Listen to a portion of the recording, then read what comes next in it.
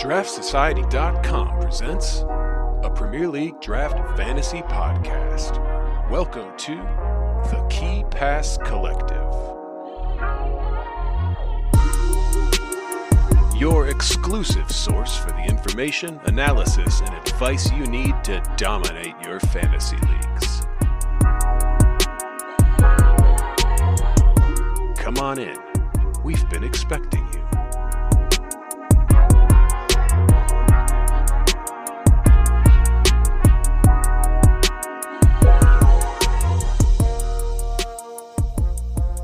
Draft heads, welcome back to the Key Pass Collective.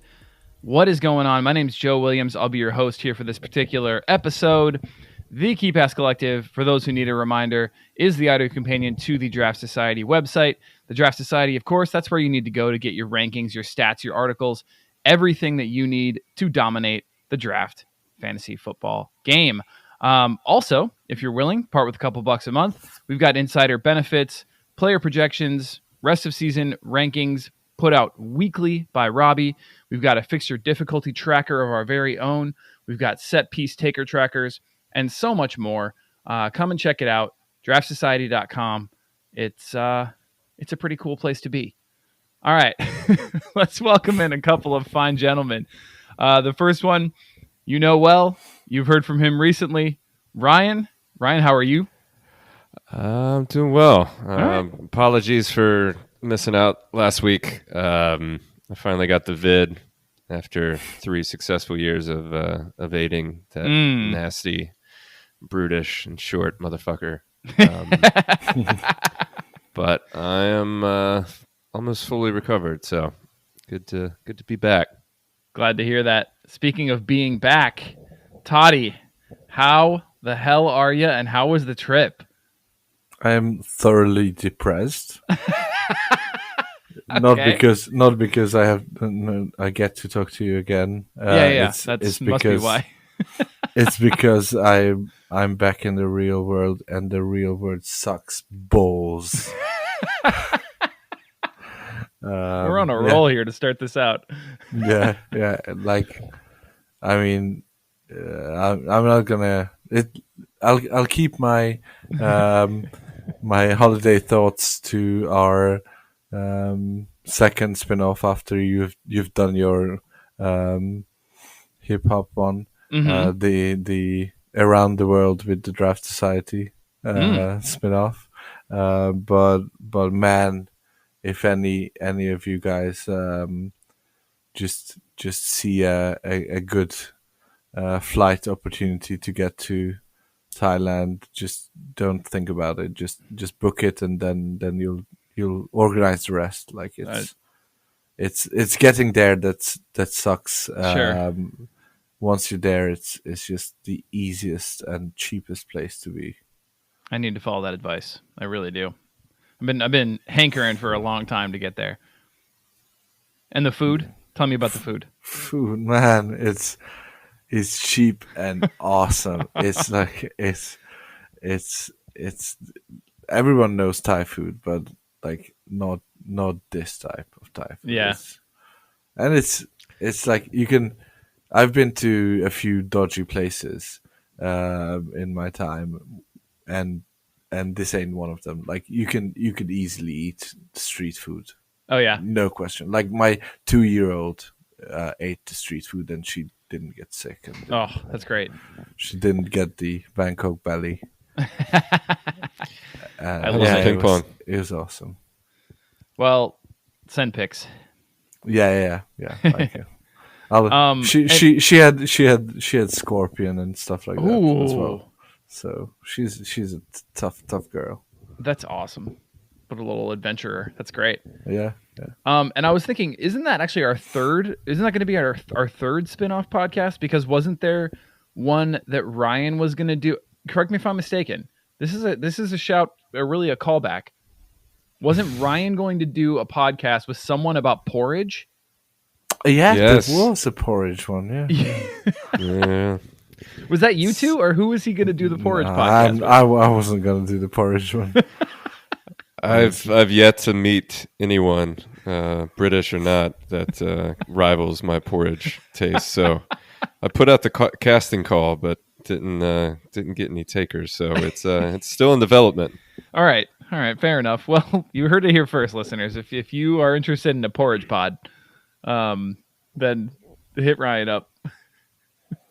Please. I love it. Okay. Well, yeah. So those are all in development.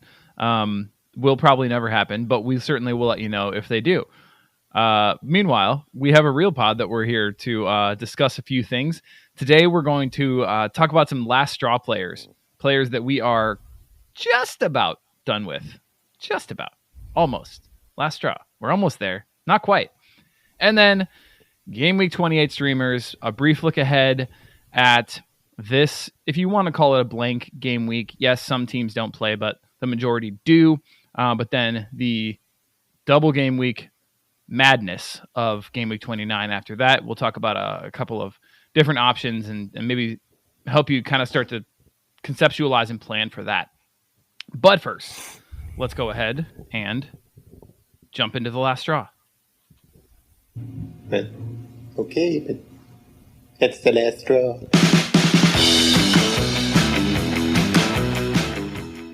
All right, players that we are almost done with. What are you going to do with these guys? Are you going to keep them? Are you going to hold them and hope? Are you done? Are you ready to drop? Are you trying to trade out on a low? A lot of conundrums for these particular players that we're about to mention. So let's jump right in. We've got, first of all, the 110 million pound man. I don't remember the exact number, but it's fine. Yes, it's Mykhailo Mudryk. Yes, he scored 9.5 last week with an assist. I'll remind you.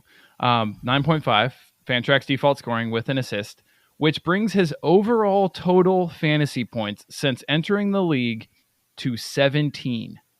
That's right, 17. So, gentlemen, what are you doing if you are a manager of Mudryk? I can take that one since my team failed to get him and was gazumped. They did indeed. It sucks too because Trossard hasn't done shit for us. So I really wish we would have gotten Mudryk. Yeah. Good scouting, Edu, doing his homework. I would hold. I don't have him anywhere, but I would hold. It seems like a lifetime ago that exciting cameo against Liverpool, where he seemed like every time he got the ball, he could do something.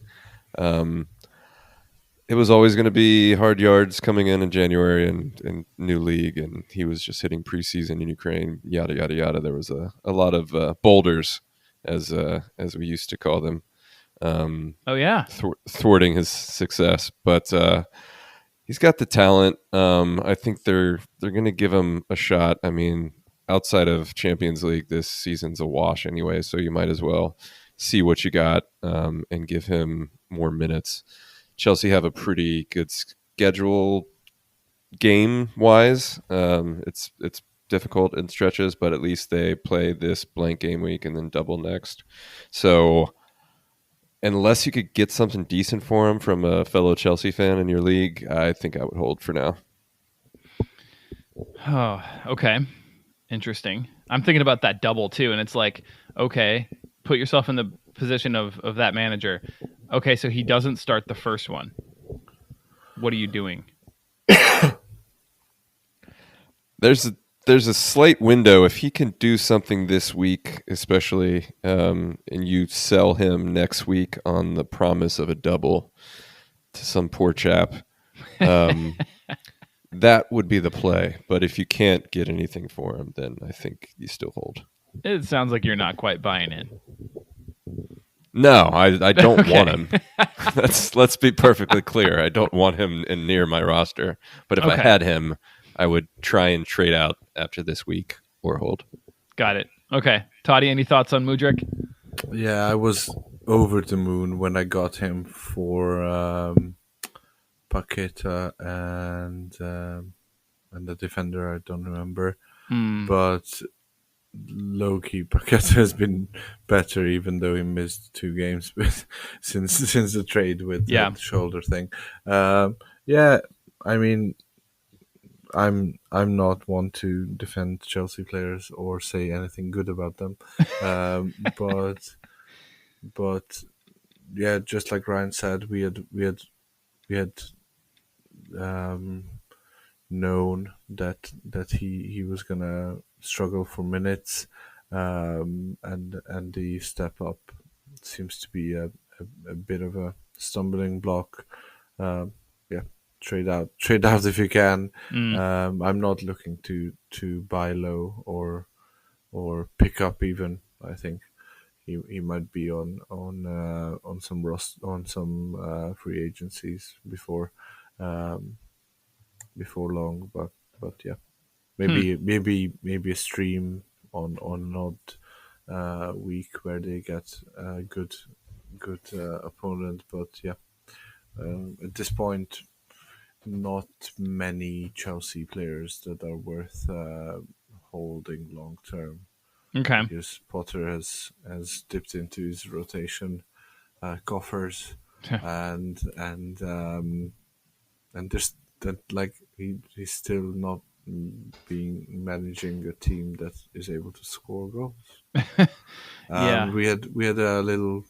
This is off topic a bit.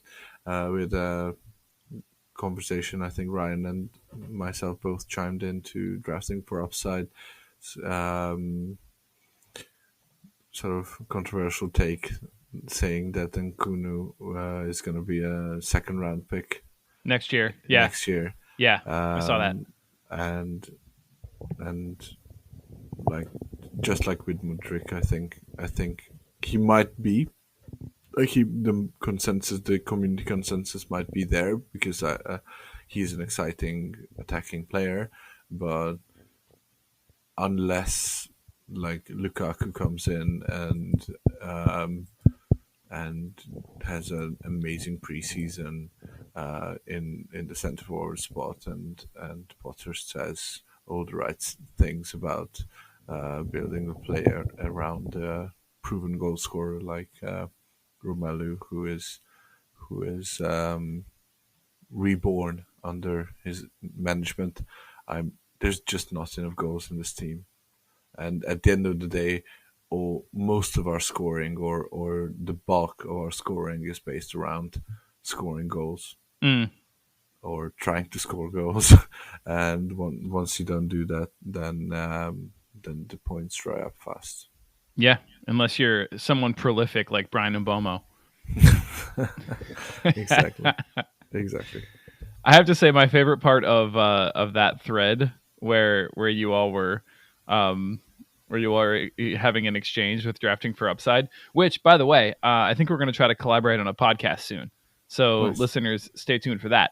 That'd be pretty cool. He reached out to me last week, and it sounds like it'd be fun. But anyway, so is when Ryan just says, well, so the tweet says, round 2 pick next year, change my mind. And Ryan just says, he plays for Chelsea. That's his whole tweet. Exactly. And then, that should be enough to change your mind. I mean, all the subsequent rationale I've shared was stemmed from Chelsea. No goals, too many players, plus the new EPL Bundesliga tax. Right. And then he says, well, a well-researched argument there. And Ryan basically says, it's Occam's razor, man. Sometimes the simplest explanation is the best. It's not into the whole brevity thing. It's interesting. Man, we can't get into the draft next year right now because holy crap. But man, Chelsea assets are going to be rough. I don't even know where to begin. Speaking of, the next candidate, the next contestant on the last straw is Mason Mount. I can tell you guys that he's already been dropped in my community league, which is a very competitive league with very experienced managers, and the fact that he's been dropped was surprising to me. And then I looked at his numbers. You can tell I haven't had him on any of my rosters this year. Yeah, I don't even know what to say. It's abysmal. What a bad year. I dropped him, but that's in that league that Totti and I are in that I'm just basically gave up. So I'm free to do whatever I please, really. And I just don't want to look at him anymore. So I dropped him. I think I would drop him too. Totti? I was gonna pick him up in that said league. Shocker. Fucking vulture. But then I read somewhere that there was some strange communication because like the official word was that he's out injured, and then it kind of came out that he isn't out injured, but it seems like it has something to do with his contract situation. Yeah. So that makes me think that even if he is not injured, then he might have limited minutes. As he's not like Mudrik's gonna be there for a long time.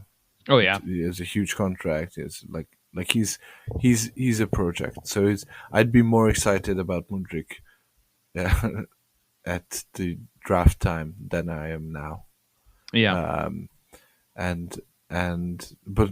But Mount, if he keeps on not signing a new contract, then Potter might just say, let's work with those guys who are going to be here next season. Yeah, and there already has been, rumors of him going to various places. One of the chief among them being Liverpool. Totti, how do you feel about that? Quickly. I'd be okay with that. I actually like the player. Yeah, same. He could have if he, obviously we're not thinking of him in any of the winger positions because we have a shit ton of non-working wingers there. Right. But I could see him having a Thiago-esque role in the midfield three or in the 10 position in a 4-2-3-1. So yeah, I'd be hella excited about that. Like he's a young English player. I don't know if he's like, I know it's stupid because like they're professionals. It's like going from Google to Facebook. Like his heart not being in it for Liverpool is not a question, but it just seems that he's like Chelsea through and through. It would be sad to see him go. Honestly, it's already been sad to see what's been happening, like what's happened to him. Yeah. As much as I don't like Chelsea, you always love to see the local boy make it and make it big, and for him to have this rise and then fall at his beloved club is just sad to see. Yeah, agreed there for sure. All right, let's move away from Chelsea for a little bit if we can. Unless, I'm sorry, Ryan, did you have anything on Mount? Anything else? You said you dropped him and that's it. Yeah, I'm sick of it. Okay, cool. I'll come back to you on this one then. Bernardo Silva, 5.5 points per game since Boxing Day. Still 99% rostered. He's a City player. He starts from time to time, most of the time. I mean, you can't drop him, right? No, I think he surely has some decent name value, even though he's essentially playing as a left back or a very deep lying midfielder. Yeah, the days of last year are over. Yeah, hence the low points. Right. So I still think there's a market in your league, at least with the insufferable guy who has a City stack. Or I wouldn't. I have a City stack and I want to get rid of him. Like I think he's past the last straw. Or maybe really? somebody has one City player and then you could just say that tout him as cover for Grealish or whoever. KDB, honestly, at this point. Yeah. That would be your best play. I can't, even though I don't want to have him on the roster, I still think there's some value there. Okay, but Totti, you wouldn't trade him in at the moment. No. Like I'd been trying to trade him out, and I haven't had any offers that I was willing to accept. Wow. What would you accept? Yeah, that's a good question. At this point, I think I'd accept a high upside player who plays 1 and 2 in the next 2 game weeks. I was wishing you just left it at a high upside player who plays. Yeah. Like, ooh, Yeah. wow. You really narrowed it down there. As well, Some sort of fantasy player. I don't know.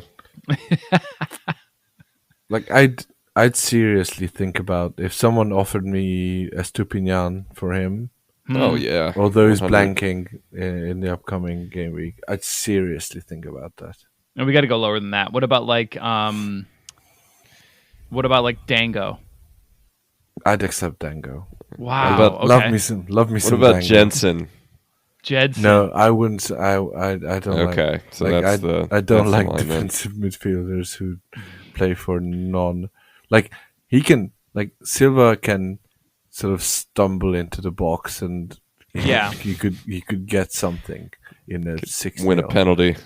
Yeah, but Jensen. Yeah. Jensen's been decent, actually. Should give him another whirl. Totti, this is a bit of a spoiler, but looking over the list for the players we have on the last straw segment, would you take any of them as a trade for Bernardo Silva? I'd consider Eze. Okay. I know, like he's done very well in the second half since coming on today, but I consider Eze.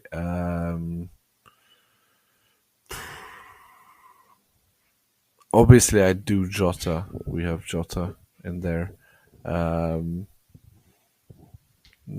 rest I probably wouldn't do. Okay. That's interesting because you could maybe make those happen. Yeah, But maybe. But yeah. Okay. All right. Well, you hinted at Palace, so let's move on to Palace. The first one though is not Eze. It is Wilfried Zaha, who yes did score fairly well today, and they were all ghost points. However, just generally speaking, in terms of what a striker is on the field to do, his last goal was November 5th. Now, I realize that there was a World Cup break in there, sure. Before that, it was October 18th. And before that, August 30th.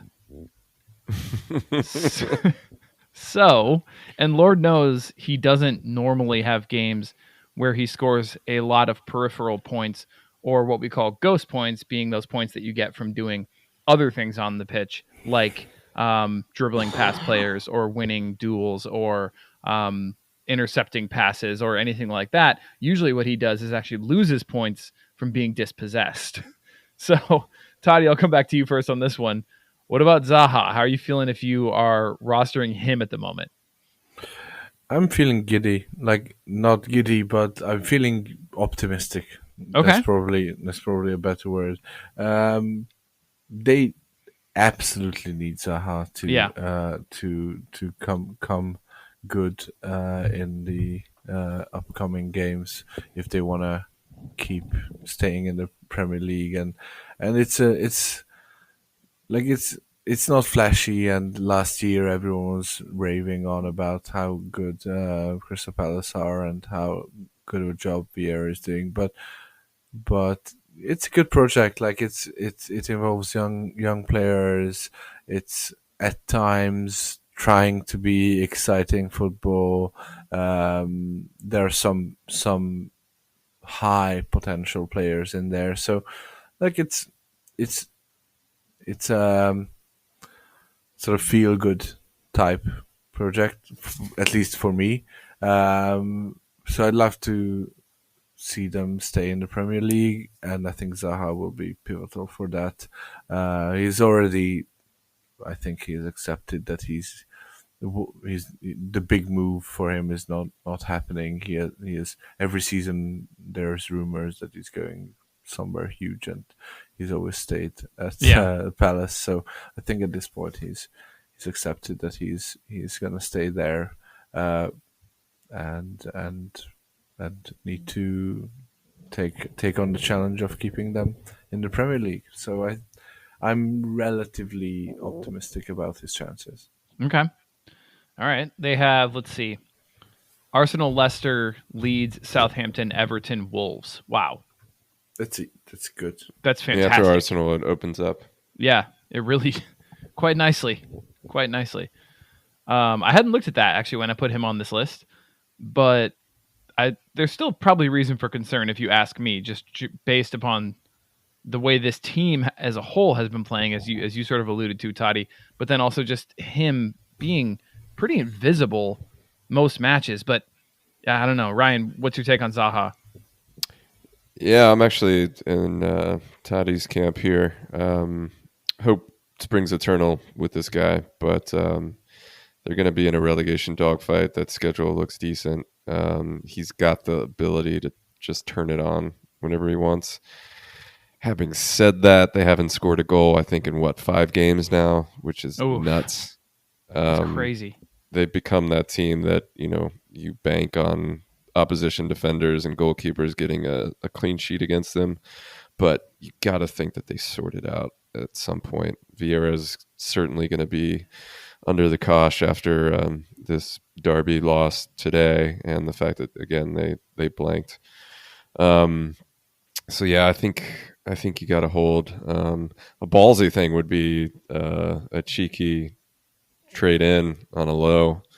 I don't know what I would part with to get him, but yeah, it's a good question. Hopefully Toddy's been giving it some thought and can volunteer some players.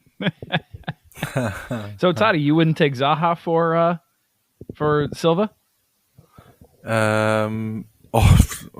Do that. Oh, okay. All right. Yeah, All right. no question. Okay, well, you skipped over him. But that's cool. That's good to know, because I think it was self-explanatory. Oh, okay, fair enough. Yeah, but as Ryan was saying, are you thinking about trying to sneakily get him in, and who would you offer? I'm not sure. Would you offer someone like Trossard after his heroics at the weekend, with Jesus coming back? Surely he's going to be a rotation guy. That's interesting. Yeah, I've been thinking about that. I think if you have Trossard, you should be looking to trade out on a high after that amazing performance over the weekend. I feel like you could get better than Zaha, though, if you strike while the iron's hot. I want to say someone like Harvey Barnes or Buendia, but I think that's too low.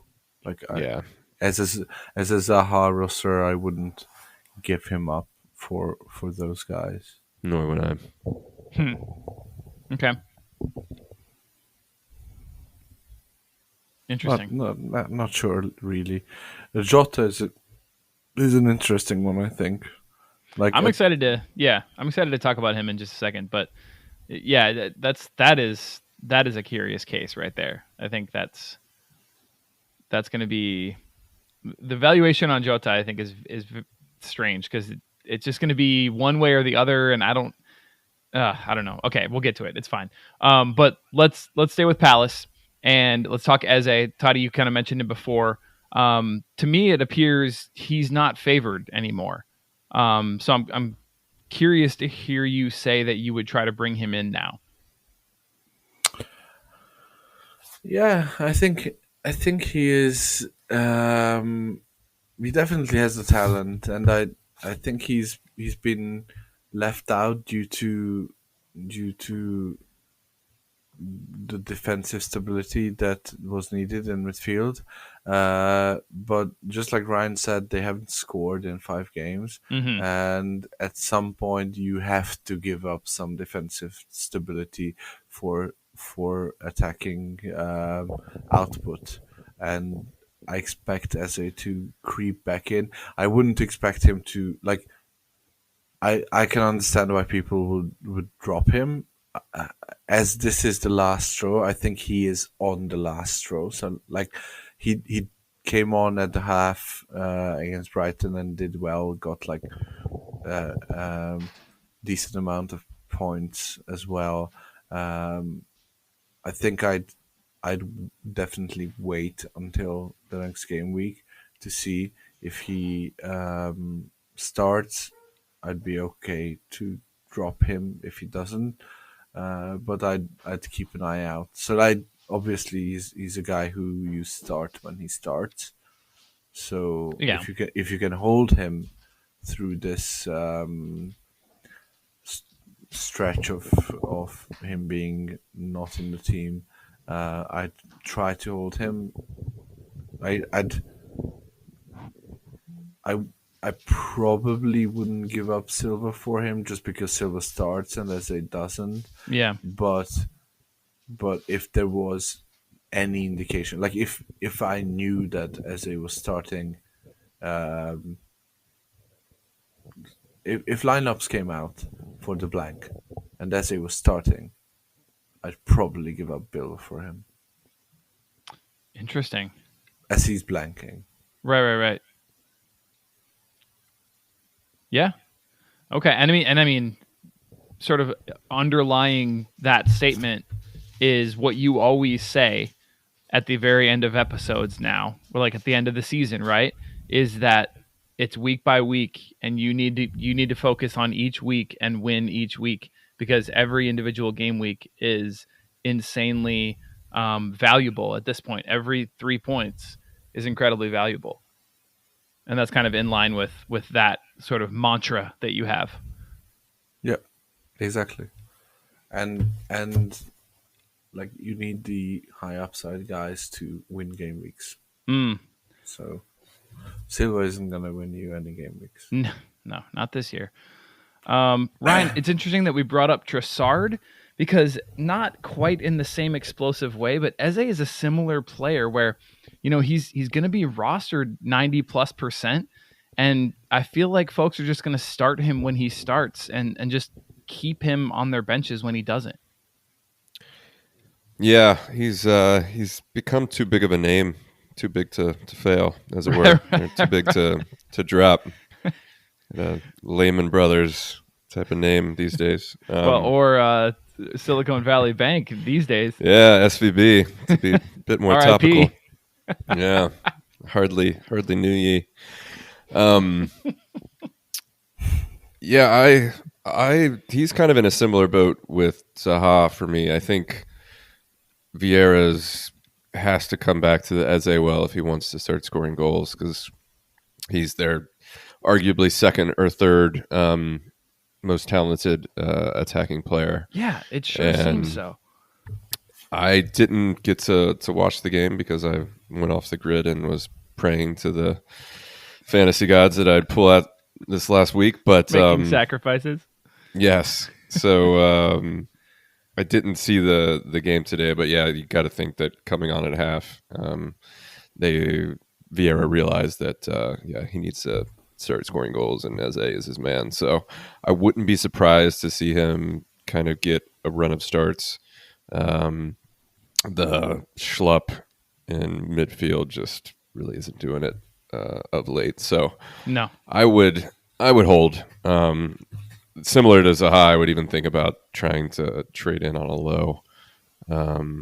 He plays in the blank, albeit a really tough matchup at the Emirates, but he can get you that 7.5 goals that he did today in 45 minutes, even against a team like Arsenal. So I would think about getting him in on a low. If I had him, I would just persist for a little while longer. Sorry, yeah, and they don't have a double in 29, but they do play Leicester, where midfielders average 10.3 standard points against Leicester, and that appears to be second highest in the league, which is pretty wild, actually. So pretty solid matchup for him in 29, despite the fact that they do not had that double, and then follow it up with the insanely good schedule that we mentioned previously. So it might be a buy low on Palace, as weird it is to say, because they've been very horrific. Weird. Yeah, I'm taken aback, but I don't agree with you. I mean, I'm not on all of Palace, but I think I'm with you guys on Zaha and Eze.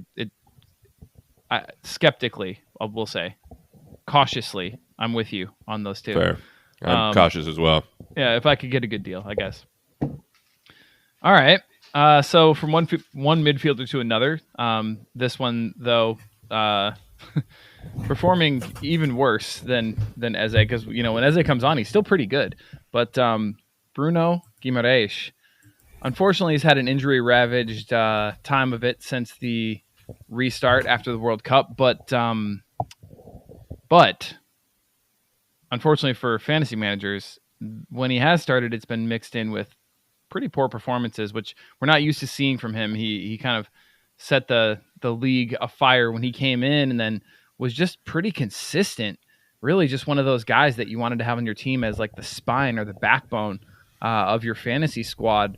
And really he's been letting managers down for at least the good chunk of this season. So I'm curious where you guys are at with Bruno G, and maybe even like just Newcastle as a whole sort of slumping at the moment. Totti, you got any thoughts on Bruno? Yeah, I mean, I think we were pleasantly surprised by his ability to get ghost points and get close to the action when he came in, and he's been decent ever since. But we had hypothesized that he was not going to be an amazing Fantrax asset. Right, we took some heat before, for that. Yeah, before he came in, and obviously so far we looked like we were wrong, but now we are coming for our told you so's. But yeah, I mean, what are we expecting? Like, he's a defensive midfielder who works a lot and has been. I think I haven't done enough research in this to definitively say this, but I have a feeling that his ability to step up to attacks, or his license to step up to attacks is connected to how disciplined the players are ahead of him. Like if ASM is not going to track back as well as others who are playing in front, then you need your holding mids to be in place for your rest defense when shit hits the fan. Yeah. Whereas when you have disciplined attackers who step back when they need to defend and press well, then you can maybe allow your defensive midfielders to step up a bit further. But this is just like off the cuff analysis that might not be true. But this is just like a feeling I have. In any case, I think he's one of those guys who I don't like to roster, just because I don't like to roster defensive midfielders, because that's fair. They don't have much upside. Like he has had probably the best upside of all the defensive midfielders in the league for the last year since he's come in, but he's come back down to earth. So yeah, I wouldn't blame anyone if they dropped him. He's interesting. I just put in the document, which listeners, you can't see this, but just take my word for it, his heat map for the season. And he is just the literal epitome of a box-to-box midfielder, but meaning that like he almost has no activity in the final attacking third. And so he just sort of, just lives in that center of the field. which, as Totti kind of mentioned, that means that those opportunities for points are going to be few and far between, and really limited to, your interceptions, your tackles won, those kind of things. But yeah, it's been an unfortunate drop off for him. I don't know. I don't know if I see him rebounding from this. Ryan, what do you think? Yeah, he's a funny one because I was actually I was thinking about particular assets to target for trade offers in the last couple of weeks. Newcastle obviously piqued my interest given that they play Forest in this blank game week and then double after that. So I was looking at Bruno G and then looked at his numbers and was just disgusted by how absurdly poor they've been. I, like Totti, kind of assumed that it was some sort of tactical shift where he just wasn't dependent on anymore to move forward and get goals like he did when he came in the January transfer window.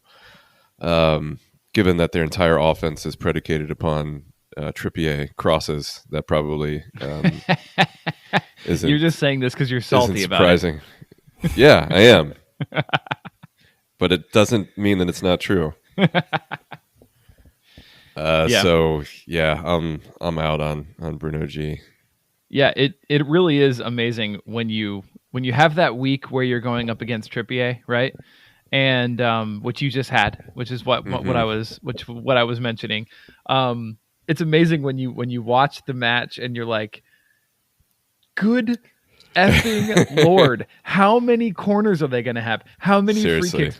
This team, they have so many free kicks, so many corners, and Trippier's on every single one of them, and it's just infuriating to watch him just rack up points and rack up points and rack up points. If any of them happen to hit a Newcastle head, it's a ACNC and or key pass, and you're 100%. Just like, oh my God, defense, please just head it away. It's not fun. So thankfully that game week is over. Thankfully. Indeed. All right, cool. Well, Totti, we've made it. We're up to Jota, so let's talk about it. There's been some interesting lineups, let's just say, as of recent at Liverpool, and it's worth noting, and I don't know if maybe this was going to be part of your analysis. Sorry if I'm stealing it or stepping on your toes, but it is worth noting that Klopp has been rolling out the 4-2-3-1 a little bit more recently, including today against Real Madrid. And I'm just curious, does that mean that Jota has a spot and is probably a buy low? Or are you thinking that he is a super sub and or more of like a Trossard, as we've been mentioning, kind of winger that you just sort of hold and slot in if and when he starts? I have him in one of my leagues, and I dropped him when he got injured in another league. And this is like, we're talking, he's not getting into the team. Obviously, that can be like minutes managed after a long injury. So I'm not that worried about that. But Diaz supposedly is back in team training as well. With the international break coming up. I would still expect Diaz to get less than 10 starts rest of the season. Yeah, I think you're right on that. But there's going to be a lot of rotation, and the rotation is like, it's either going to be him not starting or it's going to be him getting 60. Exactly. I was hoping you were going to mention that, because that is going to be infuriating. Which is going to be like, he's exciting. I think he gives the Liverpool attack something different than any other attacker currently on roster. In a way, he's much more similar to Mane than any of the players that we have now. Yeah. So I think he will have a role to play, definitely in real life, and I think he will be decent for like overall fantasy points. But there will be a lot of those that come in the final 30 minutes when he comes on, or Mm. when he comes on in the half. There's a Oh. reason. There is a reason he didn't start against Bournemouth, and he came on later as well. So I think he's still not fit. Obviously, the international break will remedy that somewhat. I tried to trade him out to get Ivan Toney in, even with the suspension looming. Yeah, I like that. Now he got a yellow today, and he's one yellow away from getting a 2-match suspension. Oh no. So I'd be hesitant on getting Tony in. So, like, if he gets a yellow in the next game week, then he's missing both of the double after that, and who knows when the ban or suspension for the betting thing comes in. So I'd be a bit more cautious now, considering. But yeah, I'd be entertaining offers. Let's just say that Mm. for players who are a bit more consistently starting, or their expected minutes is a bit higher. Problem is, I don't know how many offers you're getting. Probably not many. Probably something to again look at with players or with managers having a lot of Liverpool cover, or a lot of Liverpool players there, and like I'd ring the Darwin manager, or the Gakpo manager, even probably more, maybe even the Diaz, the manager who has Diaz on his roster. But at the end of the day, I'd probably need to accept that I'm not getting anyone of great value for him. Yeah, that makes sense. All right, Ryan, from a non-Liverpool perspective, what's your take on Jota? Yeah, he's going to be a very frustrating player to roster, given the full house you guys have up front, especially with Diaz coming back. So I wouldn't personally want him. If I did have him, like Totti, I'd probably try and target someone with another Liverpool attacker that isn't Salah, and see what you can get. And if not, I think he's just one of those guys you're going to have to hold and then play when he starts, which is the worst kind of player to have on your roster. But Yeah. I don't think he's worth dropping at this point. So you're kind of in a bind. Ugh. Yep, and you have been for a while, which makes this whole thing just really unfortunate. Yeah, the only reason Right I on kept yourself. him Yeah. kept him in the home league is because we have IR. Oh, sure. If I had him in the league I'm in with Ryan, and I dropped him once the diagnosis came out. After More the leagues, City game. more leagues should run an injured reserve spot. They really should. I think it's really a nice fallback for managers, just because, like, you know, the roster space is already so tight as it is, and just to be carrying a bunch of injured players is always really frustrating. Are you able to put anyone in that slot that doesn't have some sort of flag next to their No. name? It has to be a flag. What happens if you put somebody in that spot when they do have a flag, and then it comes out when they're You can they're keep them healthy in again? there. You can Yep. keep them in there, but once you move them out, you can't move them back in. Okay.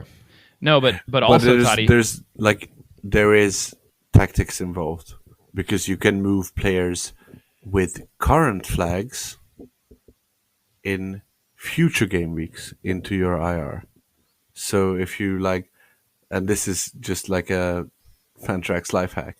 If you if you have for today, or for this this game week, the Paquete started with a flag, but I knew that he was probably playing, so I moved him. I clicked on the next game week, and I moved him into the IR spot for the next game week because he had the flag on him, so he was able to be moved into the IR spot.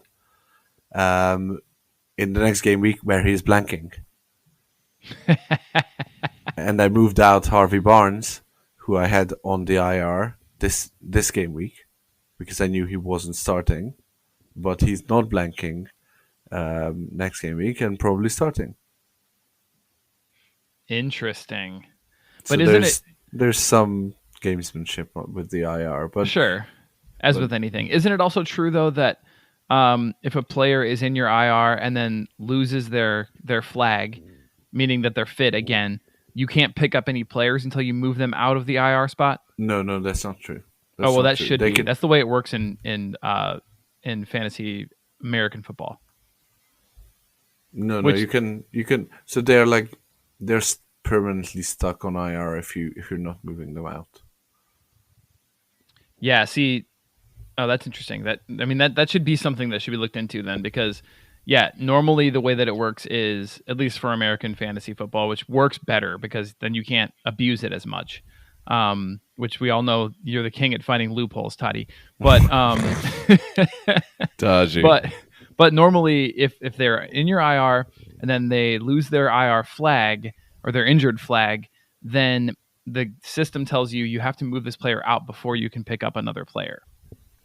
Yeah, that makes sense. Yeah, That closes one loophole. Right. But you've still found 3 or 4 more. I'm like a little mouse. Very nice. Very nice. Yeah. No hole in the wall too small for you to get through. I love it. All right, let's move on. To the red card king himself. More like the red wedding, if you know what I mean.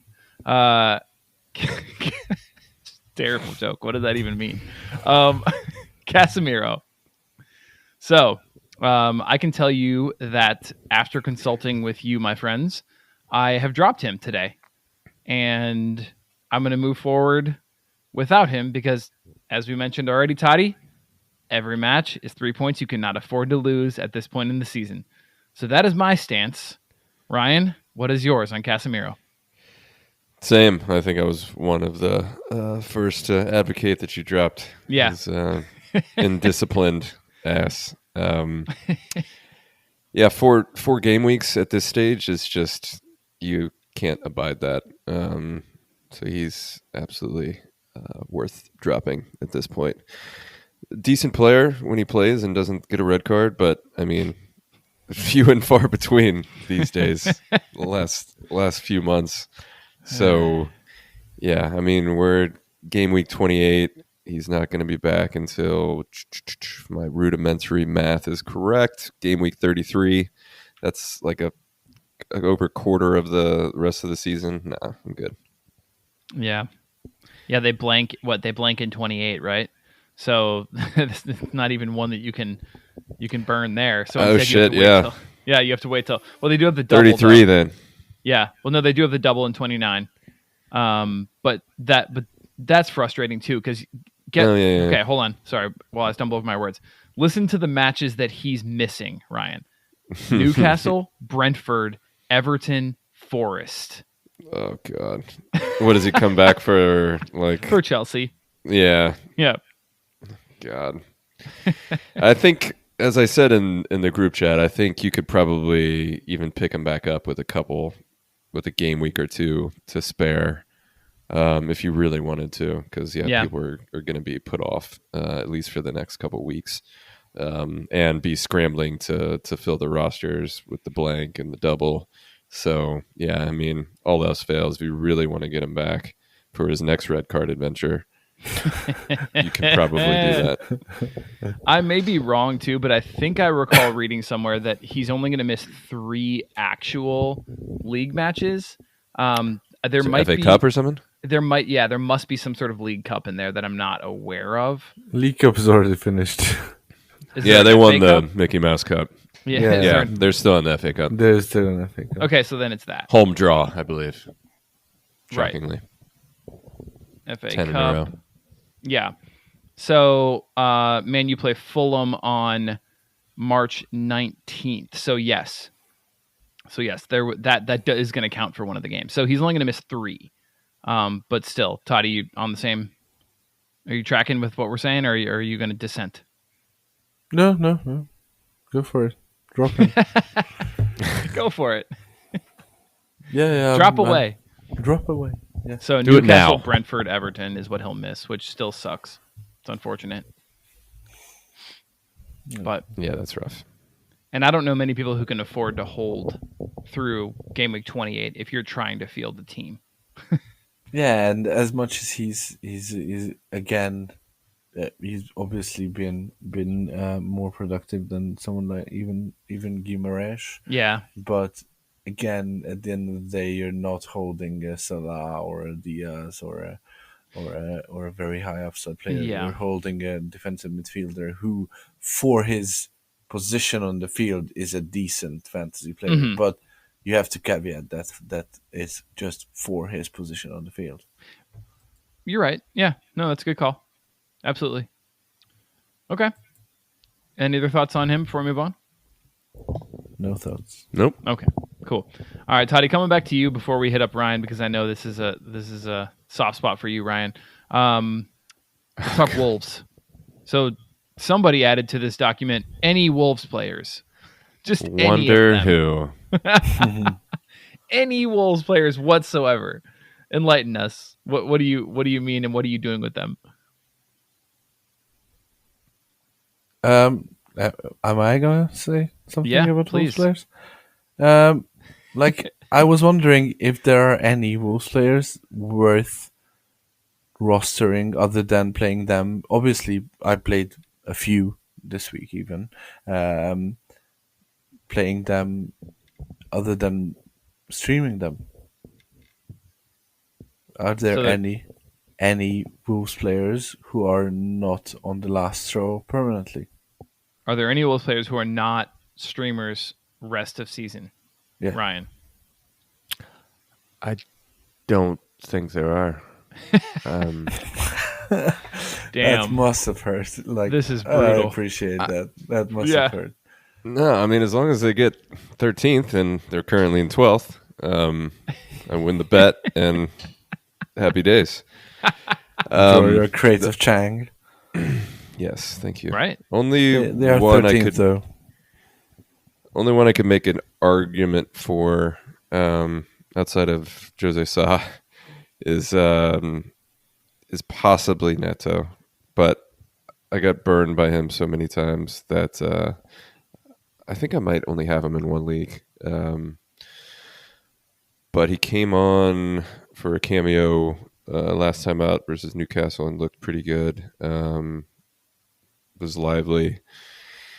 He doesn't blank this week and has the double next week. If he can find some sort of fitness and consistency, he possibly could be the Lone Ranger that isn't streamable at this point. But yeah, that's wishful thinking.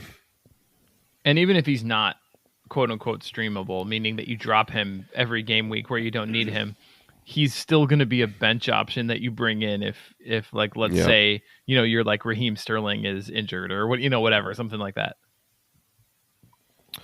Yeah, outside of the double, if he starts the first, he's probably an afterthought. All right, fair enough. I mean, that's a sad state of affairs, unfortunately. The Lopetegui system is not fraught with goals, we'll say. I think he's stopping the bleeding. I think he's just trying to get results. That's fair. I feel a lot better after a preseason and he gets some of his players in. But yeah, this season's all about just nicking results and making sure that they have nothing to worry about in the relegation fight. And I'm excited working. to see. Yeah, I'm excited to see your Wolves write up in the draft kit for next year. Yeah, I wish I could say I'm excited to write it, but yeah, it'll be interesting. Yeah. They will be one of those teams that is just completely unpredictable. Oh yeah, and there'll be some gems probably late that people get late in drafts that actually deliver. But Joe, you've been suffering Brighton for 2 seasons now. Now let's become The most time to exciting. feast, baby. Yeah. Time to feast. Hot property. Absolutely. Yeah, Hey, no, I'm seagulls. excited. I'm excited. This year's going to be a fun one. I also have to write the Palace one. I was going to say, yeah. At least traditionally I have. So, Yeah. If they stay in the league, that is. Yeah. All right. Well, anyway. All right. So moving right along, we've got Dominic Calvert-Lewin. Good. Okay. So let's see. I haven't even spent much time with his numbers, but let me pull. There up aren't some- any because he doesn't play. Are there numbers to have time Well, with? February 4th, he scored 7. But he played 61 minutes. Was that the game he got injured? Yeah, Yep. the one. So, well, he was on. I mean, he was on one at that point. 7 points in 60 minutes. 4 shots, 1 on target. Hell. Nice. Yeah. Okay, so High you're numbers. dropping or what? Never picked up. Never any hope of him having a renaissance. Like, he's washed. Just give it up. Ooh. Like, you could probably say the same with me and Neto, but for Christ's sake, at least there's something to hold on to there. Yeah, I'm a bit, slightly bit more optimistic about DCL. Not much more. Like I'm not gonna say he is amazing or you should definitely keep him. I'd be okay keeping him, but I'm not gonna say any bad things about anyone who drops him. Fair enough. I mean, I'm surprised to see 57% rostered, actually. I thought that was going to be higher. Just because of name value. I know how frustrating he's been. But, I mean, we're talking... This guy was a forward 1. I don't know, not last year, really, right? But 2 years... Oh, anyway, never mind. I'm talking myself out of it. When he played. When he played, he was a forward 1. Exactly, and I think that's the reason why I'd much rather keep him than Guimaraes or Casemiro, because he at least has the potential for forward 1. Yeah. Like I I don't think he'll be that, and I don't think he'll play. But apparently there's been a positive update from Sean Dyche, according to FF Scout.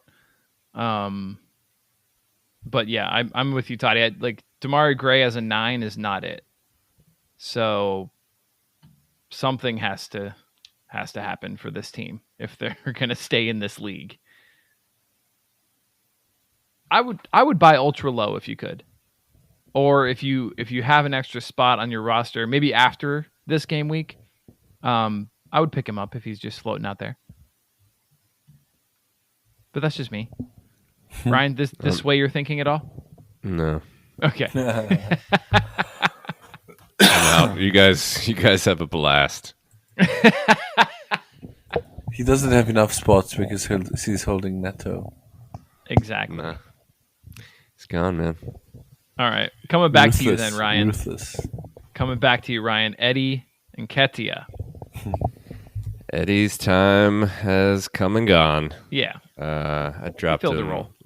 Dropped him last week. Yeah, Arteta came out today and said he's still in a boot and is going to be a couple weeks with Jesus back in training and Trossard doing bits. I can't see him getting back into a starting role. So yeah, Eddie did his job. Won us some games, but yeah, he's back to the bench and the waiver wire. Okay. Toddy? Yeah, same. Okay. So this is not last straw. This Gone, but not forgotten. Yes. So this is a drop. This is not a last straw. This is just like adios. Yeah. Adios, More like. That's a drop. You're so welcome. All right. Fulham assets would be our next contestant on the last draw. Fulham assets. Willian, Pereira, Tete, all of our favorite, amazing, out of nowhere, who saw this coming assets early in the season have now, unfortunately, come back down to earth. So where are we at on Fulham assets in terms of the last draw? I put this one in here. Did you say they're on the last straw? Yeah. Okay, Ryan, what did you say? I put this one in. Born largely out of just sheer frustration with holding Pereira, but I finally was able to trade him out. So I've unleashed that burden on someone else. But Willian is even worse. He's was doing very poorly, and now he's even got a knock, a bad back, which is fitting for his age. I know, even though he's probably my junior. But yeah, I'm out on Fulham assets. They have, I think, a couple games less. They blanked this game week. They don't have any doubles. Plus, they're out of form. So I think as a team in general, I'm just kind of down on them. Mm. Yeah, I mean, even Mitro has been pretty brutal to roster recently. Yeah, I don't remember the last time he scored a goal. I don't either, but I can tell you it was January 3rd. And that's a long time ago. I'm looking at my calendar right now, and I can tell you that's a long time ago. It's at least you had to look at the old calendar, huh? Yeah, that's at least a month or two. At least a month? Yeah. All right, Totti, your take on Fulham assets, aside from the fact that they are on the last straw, as you so eloquently put it. Yeah, it's again similar to many a player we mentioned today. I wouldn't like. I'd probably keep Pereira and Tete, but with the injury to Willian, I'd be okay dropping him. But I think Fulham have been found out a bit by other teams, and their early season form has probably saved them from relegation, and they'll pick up a few more points on the way to the end of the season. But I don't think it will be pretty. Like I don't think they'll have a lot of good games or success rest of the season. Sure. So they're also in that cheeky position where they're really not pushing for Europe. Plus, they're not going to get relegated. It's kind of like mid-table mediocrity. Is there really anything to kind of push for? Yeah. And it's like, do they even really have the squad depth to challenge on any European front next year? Would they almost rather be like 8th or something, right, or 9th, and then just Europe would kill them, right? It's kind of what I'm thinking, and then come back next season and just really try to rebuild a little bit and strengthen in certain areas, and hopefully challenge then for that 6th spot or something. I don't know. I obviously don't know their ambitions. I'm sure they'd love to get European spots, but I'm just saying, like, I don't know that they'll be. They're going to be satisfied with what they've done this season already. They've already surpassed expectations. Absolutely, yeah. They don't have to think about relegation. Well, this team does. Our boy Kamaldeen Sulemana, unfortunately, playing for a team that is thinking about relegation day in and day out at this point. But also his form, in particular, his fantasy output is brutal, or has been brutal, and is not what we were expecting from him, from such an electric player who has all the talent in the world. He's on a shit team, and that unfortunately plays a role, but curious to hear if you guys think that he could turn it around even if his teammates don't. Totti, what do you think on this one? I doubt it. I think he's again. I think he's on the last straw. Yeah. I'm you. Thank you for I'm that. Controversial starting take. him. I'm starting him next game week. But course. if he doesn't get like above 8 or 9, then I'm dropping him. Against Everton. Yeah. Yeah. Okay, Ryan? I'm dropping him. Okay. Even before the blank? Yeah. Or the non-blank blank? Yeah, I'm confident that I could find someone better on the waiver wire if need be. He's had quite a few chances and has still failed to eclipse more than 9. Wow. And I just don't see it getting any better, and I don't see him contributing to any goals because they don't really score that many goals. So yeah, it was. I wish I could say it was fun, but yeah, adios. All right. I'm not going to give them all away, obviously, but I'm looking at your Game Week 28 streamers, and you're telling me you would play Jacob Murphy over Kamaldeen Sulemana this week.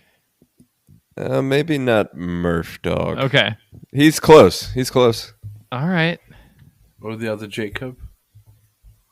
Ramsey. The other Jacob. The two Jacobs. The Jake boys. Jakeys. Yeah. Ramsey, yeah. I'd rather hear with Ramsey. Oof. At least he's got the upside of having experience scoring goals in the league. Yeah, that is true. Kamaldeen has struggled. Plus, they have the double. Yeah, solid. All right. Unfortunate for the man. New boy. We were excited about him. Yeah, it sucks. I was quite excited. But well, speaking of guys we were excited about, Totti, I can only assume you added this. Yes. Joao Felix. And I'll say right away, if he's dropped, I'm picking him up immediately. Are you? Yeah, 100%. yeah, I can't believe he's on here. I mean, I believe it, but I don't. But his scores are terrible. His scores are absolutely dog shit. They're miserable. I get that. And But he he's was nailed the worst on. player of the They pitch. played this game week, double the next. He had a goal chalked off. Yep. He showed some flashes of brilliance. I and was wouldn't subbed drop at him. half.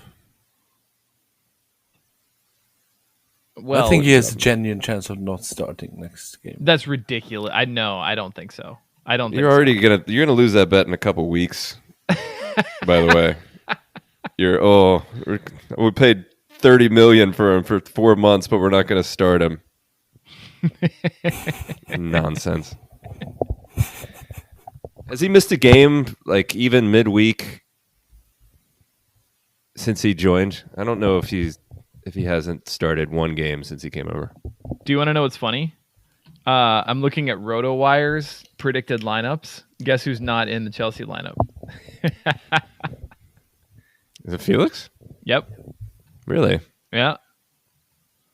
I doubt And- any other reputable. FF Scout does have him in there at the moment. Yeah, that makes sense. So it's very interesting, Totti, that you bring this up. I mean, yeah, he was yanked at 45. He was bad. He wasn't good. He had a goal chalked off. He should have scored. I mean, Mudryk had the goal chalked off as well.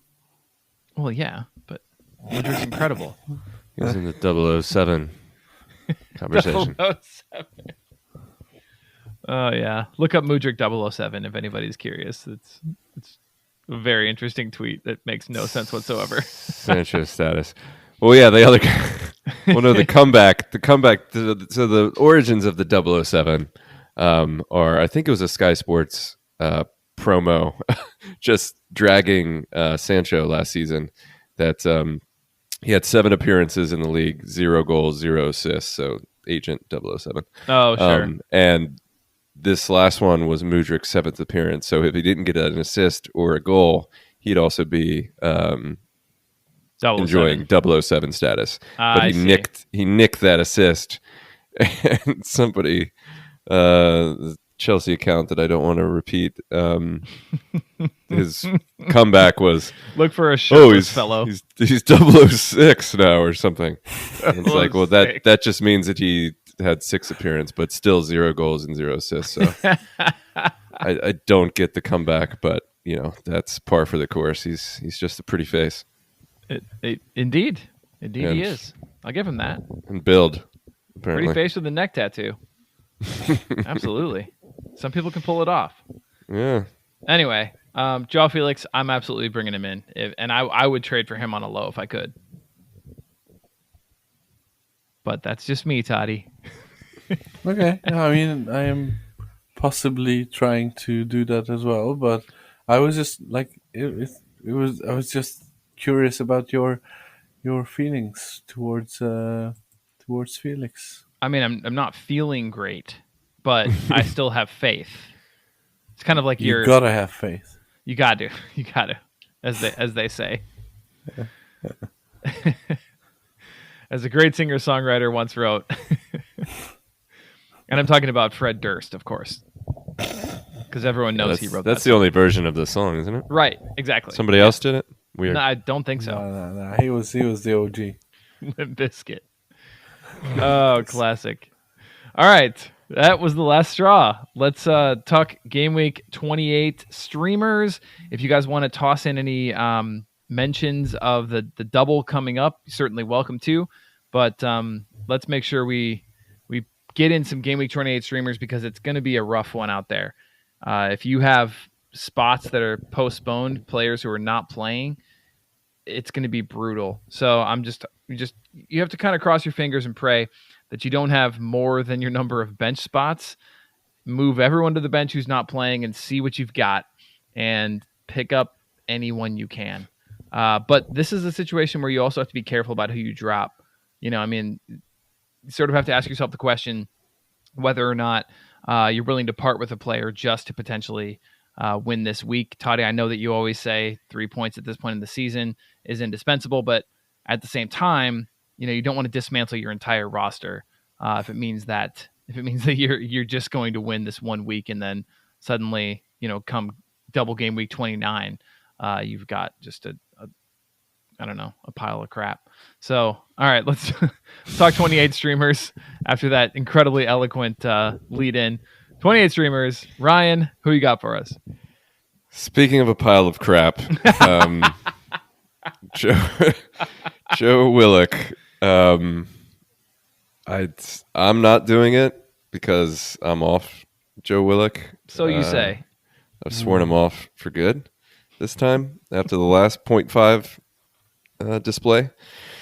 So yeah, you gotta respect the fact he just dropped 20. I think 14 of them ghosts last time out. Got an assist. They play Forest, and then they have the double after that. So if he's on your wire, you can do worse, I guess. But yeah, don't hold me to it. Will he even play in the double? Yeah, I think because Joe Linton will be back. After that performance, I'd be surprised if he didn't. Okay. So yeah, I mean TBD, but I think he does. But yeah, we'll see. His colleague Jacob Murphy got a rare start also this past week, and he's got a weird way of dropping 15 or 20 when he wants. So he's a decent shot against Forest, although I like probably some other folks more than him. But keep an eye out for those lineups tomorrow, right? Is that games tomorrow? Games tomorrow. Yeah. Yeah, I think Almiron might come back in personally. Yeah, no, that's a possibility. But yeah, I mean he might be the winner. Might be super sub status though. We'll see.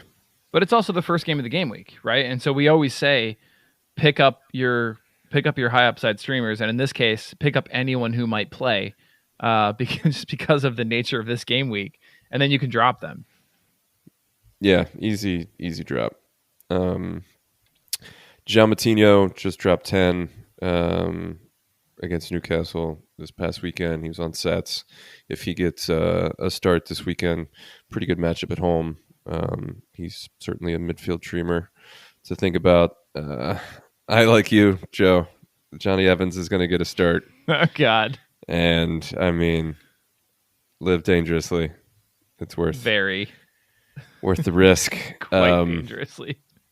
I put Chelsea randoms in here because I think they may rotate a little bit. So you might see someone like a Conor Gallagher or Ziyech, something like that.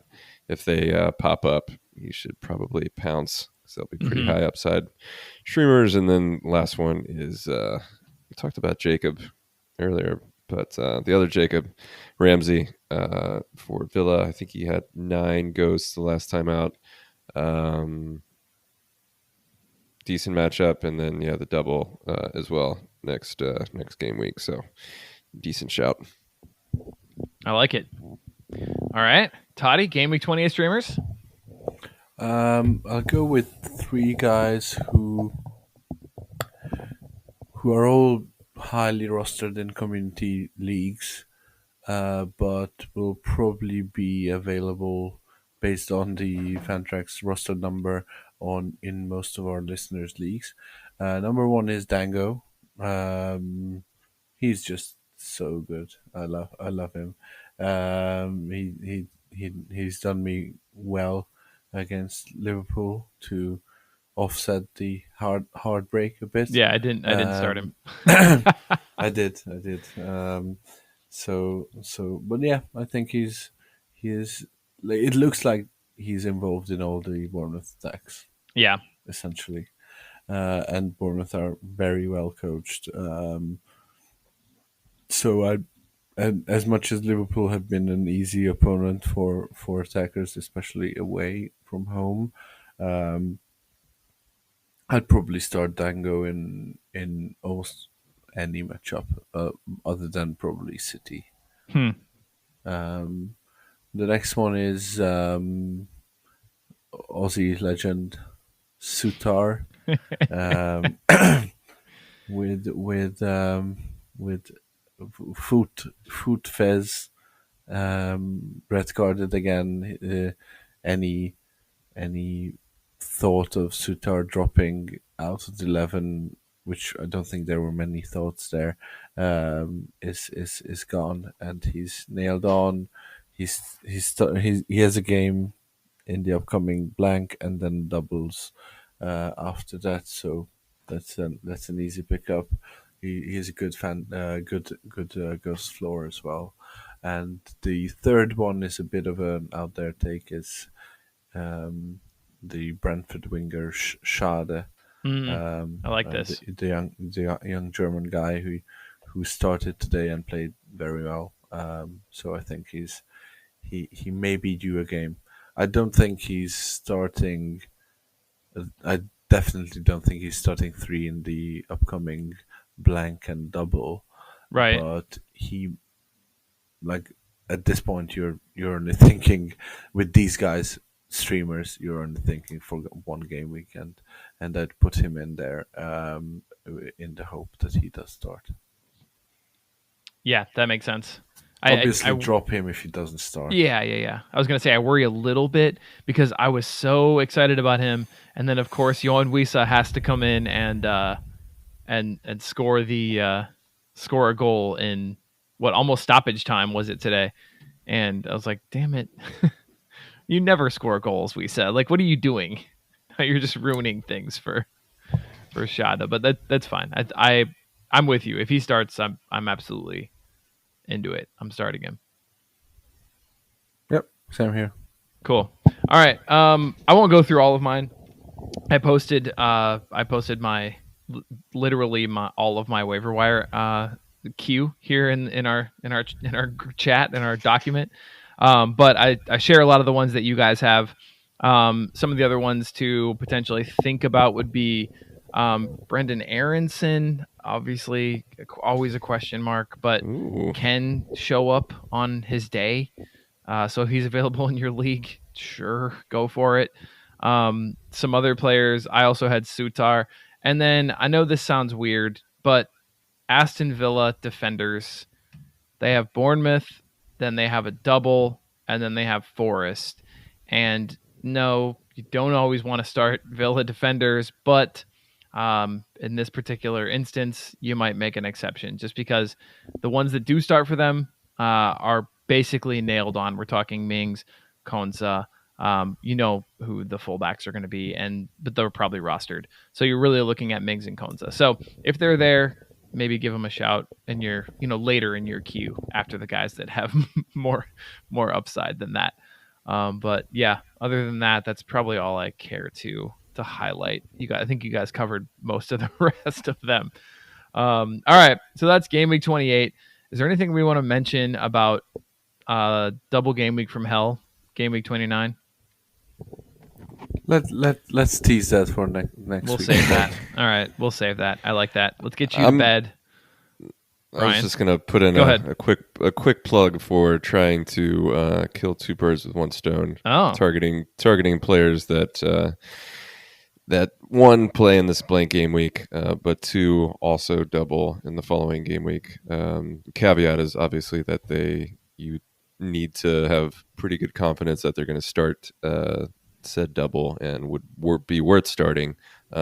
Defenders usually fall into this category, so if you can thread that needle of getting folks that start this game week and also double the following, then 2 and 2 makes a Christmas cake. Amen. As they say.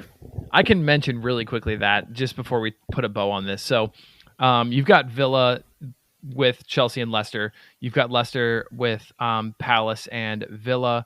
You have, I'm going to skip Leeds because they play Arsenal. And even though the second match is Forest, I'm not sure I'm loving a Leeds defender against Arsenal, but people can choose to, disagree if they want. Newcastle, not bad with United and West Ham. Forest actually fairly tasty with Wolves and Leeds. And then at that point, you're getting further down into the matchups that are pretty brutal. Like, for example, Brentford has Brighton and Manchester United. Bournemouth have Fulham and then Brighton. And so Brighton assets, if you can afford to hold them, have Brentford and Bournemouth. And that's the last one I'll kind of mention because that is a pretty tasty one. But they also blank in 28. Okay, let's wrap this up. Boys, it's been a pleasure. Totti, welcome back. So happy to hear your voice again. Ryan, I'm glad you're over the COVID. I'm glad the Rona did not. I'm glad you didn't succumb to the Rona, I shall say. Never. Yeah. Still strong, still fighting. And listeners, hopefully you are doing the same this game week.